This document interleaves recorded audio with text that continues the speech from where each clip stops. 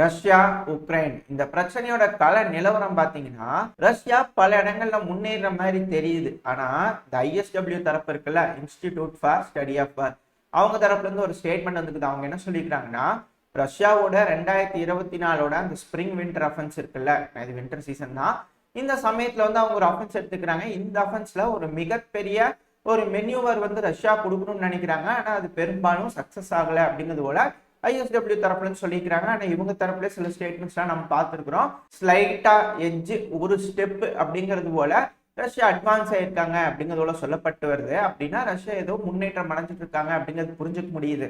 ஆனா ISW தரப்புல அதை முழுமையா ஏத்துக்கிறதுக்கு மனசு வரல போல தெரியுது.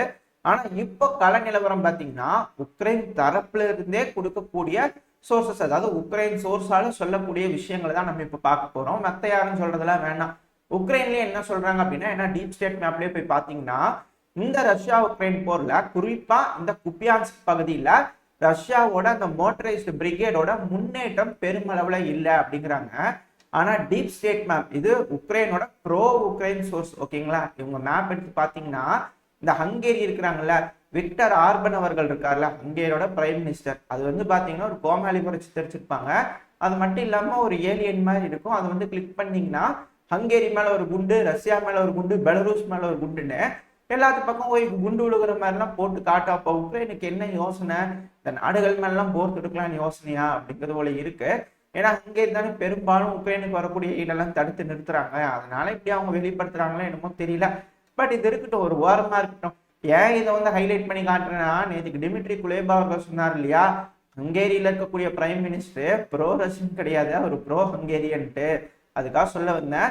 ரெண்டு கான்ட்ராடிக்டியா இருக்கு அப்படிங்கிறது போல. சரி, ஓகே, விஷயத்துக்கு வருவோம். இப்ப பாத்தீங்கன்னா இந்த குப்பியான்ஸ்க் ஃப்ரண்ட்ல ரஷ்யா புதுசா முன்னேற்றம் அடைஞ்சு ஒரு பகுதியை கைப்பற்றி இருக்கிறதா டீப் ஸ்டேட் மேப்லயே சொல்லியிருக்காங்க. அந்த பகுதி பேரு தபவிகா செட்டில்மெண்ட். இந்த செட்டில்மெண்ட்டை ரஷ்யா பிடிச்சதுனால இப்ப என்ன பிரயோஜனம் அப்படின்னா, இந்த தபவிகா வில்லேஜுக்கு மேல பாத்தீங்கன்னா ஒரு பெரிய ரோடு மாதிரி போட்டிருக்கும்ல, எல்லோ கலர்ல, அது ஹைவே. அதுக்கு அந்த பக்கத்துல இருக்கிறது பாத்தீங்கன்னா ஒரு செட்டில்மெண்ட். அந்த செட்டில்மெண்டோட பேரு கட்லரிஃப்கா. இந்த கட்லரிஃப்காக்கு மேல இருக்கக்கூடிய கிஷ்லிஃப்கா, அதுக்கு மேல இருக்கக்கூடிய இவினிஃப்கா, அதுக்கப்புறம் ஸ்டெப்போவா, நெவோசெல்கா, இந்த பகுதியெல்லாம் பாத்தீங்கன்னா அந்த எல்லோ லைனுக்கு மேல அந்த பக்கத்துல இருக்குதா, அதாவது ஹைவே இருக்கு. அந்த சப்ளைஸ் அந்தந்த சிட்டிஸ்க்கு கிடைக்கும். இப்போ ரஷ்யா இந்த தபிவிகா இந்த செட்டில்மெண்ட் பிடிச்சிட்டதுனால இதுக்கு மேல அப்படியே இருக்கக்கூடிய அந்த கொத்தலைஃப்கா இருக்குல்ல, அதுக்கு அப்படியே பின்புறமா வர மாதிரி வந்துட்டாங்களா ரஷ்யன்ஸ்.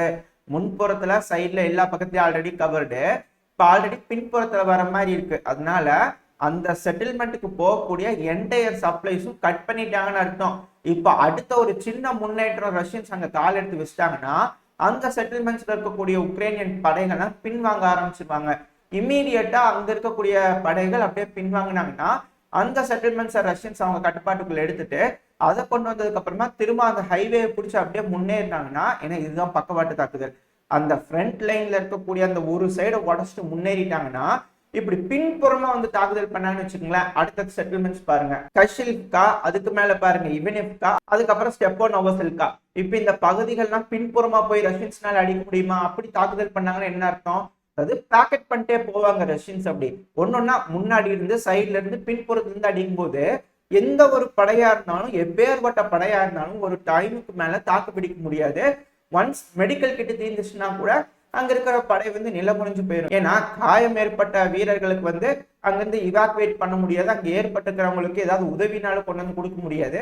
அதனால அதிகபட்சமா அங்க இருக்கக்கூடிய படைகளை பின்வாங்க ஆரம்பிச்சிருவாங்க. ஈஸியா ஒரு மிகப்பெரிய பகுதி இப்ப ரஷ்யாவோட கைப்பிடிக்குள்ள போறதுக்கான ஒரு முன்னேற்றம் அந்த இடத்துல நம்மளால தெரிஞ்சுக்க முடியுது. இது உக்ரைன் சோர்சஸ் கொடுக்கறத வச்சு பார்த்தாலே ரஷ்யா இந்த குப்பியான்ஸ்க் எல்லாம் முன்னேற மாதிரி தான் தெரியுது. ஆனா ISW தரப்புல என்ன சொல்றாங்க, பெருமளவுல எந்த இதுவும் இல்லைங்க அப்படிங்கிறத சொல்றாங்க. அப்புறம் எப்படிங்க இவ்வளவு இடம் பிடிச்சிட்டு வராங்க ரஷ்யன்ஸ் அப்படின்றத திருப்பி கேட்கணும்னு தோணுது.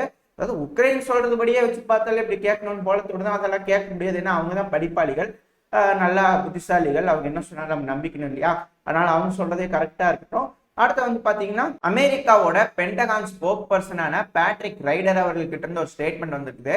நாங்க உக்ரைனுக்கு GLSDB பாம்புகளை கொடுத்துருக்கிறோம் அப்படிங்கிறது போல. இது போல குண்டுகளை தான் உக்ரைன் கேட்கிறாங்க. இந்த இக்கட்டான சூழ்நிலையில இப்ப அமெரிக்கா கொடுக்குறாங்களே அப்படின்னு நான் சந்தோஷப்பட்டுக்க வேண்டியதான். என்னப்பா நீ ஏன் உக்ரைன் சார்பா ரஷ்யா சார்பான்னு கேட்க வேணாம். நம்ம வந்து நடுநிலையா தான் இருக்கோம், அதனால நடுநிலையுமாவே பேசிடுவோம். ஏன்னா உக்ரைனுக்கு வந்து ஒரு போர்ல இருக்கிறாங்க, எப்படியோ சிக்க வச்சுட்டாங்க, கழுத்து கொண்டு போய் விட்டாச்சு. இப்ப எப்படி வெட்டலாம் அப்படின்றதான் கிடாய்க்கு பார்த்துட்டு இருக்காங்க. அப்படி பார்த்துட்டு இருக்கும்போது உக்ரைன் வேணுங்கிற ஆயுதமாவது வந்து கொடுக்கணுமா இல்லையா மேற்குலக நாடுகள், ஏன்னா அவங்க தான் கொண்டு போய் தலையை கொண்டு போய் அடமானம் வச்சுக்கிறாங்க. நாம சொல்லி கொண்டு போய் வச்சுதானா உக்ரைன் தரப்புல சில ஸ்டேட்மெண்ட்ஸ் எல்லாம் வந்துட்டு இருக்கு. அப்படி இருக்கும்போது அதிநவீன ஆயுதங்கள் கொடுக்கணும். இப்ப எப்படிங்க கிரீஸ் கிட்ட இருக்கக்கூடிய பழைய கழுசட வெப்பன்லாம் கழிச்சு விடுறதுக்காக அதை வந்து உக்ரைனுக்கு கொடுக்குற மாதிரி கொடுத்தா ஆகுமா? GLSDB பாம்புகள்லாம் கொடுத்தாதான் யூஸ் ஆகும். இந்த வகையான குண்டுகள் வந்து பாத்தீங்கன்னா சாப் நிறுவனம், அதாவது ஸ்வீடன்ல இருக்கக்கூடிய சாப் நிறுவனமும் அமெரிக்காவோட அந்த போயிங் நிறுவனமும் சேர்ந்து வந்து இந்த குண்டுகள் வந்து தயாரிச்சுக்கிறாங்க. இனிஷியலா ஏர் லான்ச் வெர்ஷனுக்காக தயாரிச்சாங்க. இப்போ வந்து பாத்தீங்கன்னா கிரவுண்ட்ல இருந்தே லான்ச் பண்ணக்கூடிய மாடிஃபை பண்ணிக்கிறாங்க. இது ஹிமார்ஸ்ல இருந்து லான்ச் பண்ணிக்கிறான், சில MLRஸ்ல இருந்து லான்ச் பண்ணிக்கலாம். இதுக்குன்னு பிரத்யேகமா லான்ச்சஸ் எல்லாம் இருக்கு. இதனால என்ன பிரயோஜனம் அப்படின்னா, இது கிளைட் வகை குண்டுகள், அதாவது இப்போ ஹிமார்ஸே இருந்தாலும் ஒரு இடத்துல இருந்து லான்ச் பண்ணோம்னு வச்சுக்கோங்களேன், ரொம்ப ஹைட்டுக்கு போயிடும். போனதுக்கு அப்புறம் விங்கு மாதிரி விரிஞ்சிருச்சு அப்படின்னா அப்படியே கிளைடு பண்ணிட்டே போகும், அதாவது காத்துல மிதந்துட்டே போகும். மிதந்துட்டு போய் எந்த இடத்துல இலக்கு இருக்கோ அந்த இடத்துல போய் விழுந்து வெடிக்கும். அதுதான் இந்த குண்டுகளோட ஸ்பெஷாலிட்டி. இது ரொம்ப ரொம்ப முக்கியமா அப்படின்னு கேட்டா ரொம்ப ரொம்ப முக்கியம், ரொம்ப ரொம்ப அவசியமான விஷயம். இதெல்லாம் இந்த போர் ஆரம்பிக்கும் போதே உக்ரைனுக்கு கொடுத்துருக்க வேண்டிய குண்டுகள். ஆனா இப்பவாது மனசு வந்து அமெரிக்கா கொடுத்துருக்கதா சொல்லிக்கிறாங்க.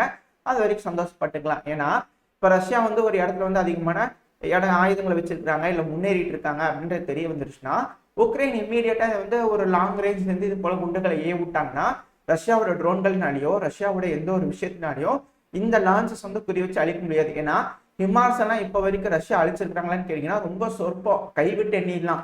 ஏன்னா இந்த ஹிமார்ஸ் எல்லாம் ரொம்ப லாங் ரேஞ்ச் வந்து ஏவறதுனால அந்த ஹிமார்ஸ் லான்ச்சஸ் அதிகமா ரஷ்யன்ஸ்னால அழிக்க முடியாதுல்ல. சில ட்ரோன்கள் குறி வச்சு அழிக்குது, இல்லைன்னு சொல்லல. பட் ஆனா பெருமளவுல வந்து ஹிமார்ஸ் மிசைல் சிஸ்டமுக்கு வந்து தாக்குதல் ஏற்படுத்திடுச்சு ரஷ்யா அப்படிங்கிறது போல இல்ல. ஒரு சில இடங்கள்ல தாக்குதல் பண்ணிக்கிறாங்க, பட் பெருமளவுல இதெல்லாம் காப்பாத்திடலாம் இந்த ஹிமார்ஸ் லான்ச்சஸ்லாம். அப்போ இந்த ஹிமார்ஸ் லான்ச்சஸ் அவ்வளவு யூஸ்ஃபுல்லா இருக்குல்ல. அதுல இருந்து லான்ச் பண்ணக்கூடிய இந்த கிளைடு குண்டுகள் யோசிச்சு பாருங்க, இன்னும் ஹெவியா கொஞ்சம் லாங் ரேஞ்ச் இருக்கும். அந்த இடத்துல போய் விழுகும் போது அது துல்லியமான தாக்குதல் கொடுக்கும். இதோட வீடியோ பார்த்தீங்கன்னா சாப் தரப்புல இருந்து வெளியிட்டு இருக்காங்க. ரொம்ப அருமையா இருக்கும். நம்மளால காட்ட முடியாது, காட்டணும்னா காப்பிரைட்ஸ் வந்துடும். பட் ஆனா இதோட ஒர்க்கிங் பிரின்சிபல்ஸ் வந்து ரொம்ப அருமையான பிரின்சிபல்.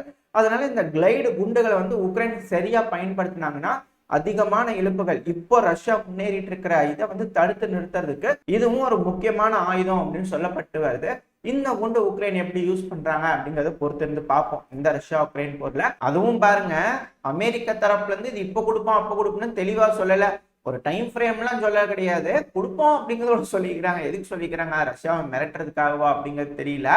ஏன்னா இதுக்கு ஆல்டர்னேட்டிவா ரஷ்யா ஏதாவது தயாரிக்கணும் இல்லையா? இங்க பாரு ரஷ்யா நம்ம கொடுக்க போறோம், கொஞ்சம் பார்த்து சூதானமா இருந்துக்க, நீ அதுக்கேற்ற மாதிரி வேற ஏதாவது தயார் பண்ணிக்க அப்படிங்கிறது போல இருதரப்பு ஏதோ சொல்லி வச்சுட்டு விளையாடிட்டு இருக்கிற மாதிரி தெரியுது. பட் இருந்தாலும் இவங்க ஒரு அறிக்கை கொடுத்துருக்காங்க, ஏன்னா இதெல்லாம் சொல்லணும்னு நீட் இல்ல. எப்படி இந்த ATACMS மிசைல உக்ரைனுக்கு ரகசியமா கொடுத்துட்டு தான் சொன்னாங்க, அதையும் பயன்படுத்தி சில ஏர்பேஸ் எல்லாம் தாக்கிட்டு தான் சொன்னாங்க. அது போல கொடுத்துருக்கலாம், பட் இது போல சொல்றாங்க, எதுக்கு சொல்றாங்கன்னு தெரியல. இதோட இந்த பதிவை நம்ம முடிச்சுக்கோம். இந்த பதிவு எப்படி இருந்துச்சு, உங்களுக்கு பிடிச்சிருக்கா? பிடிச்சுனா லைக் பண்ணுங்க, ஃப்ரெண்ட்ஸ் அண்ட் ஃபேமிலியோட ஷேர் பண்ணிக்கோங்க. அது கூடவே மறக்காம இந்த பதிவை பத்தி உங்களோட கருத்துக்களை கமெண்ட் செக்ஷன்ல சொல்லிடுங்க. கூடவே நம்ம சேனல் சப்ஸ்கிரைப் பண்ணலாம், மறக்காம சப்ஸ்கிரைப் பண்ணிக்கோங்க. இந்த பதிவு நல்லா இருந்திருக்கின்ற நம்பிக்கையில் அடுத்த பதிவில் உங்களை சந்திக்கிறேன். அது வரைக்கும் ஸ்டே சேஃப், பை பை.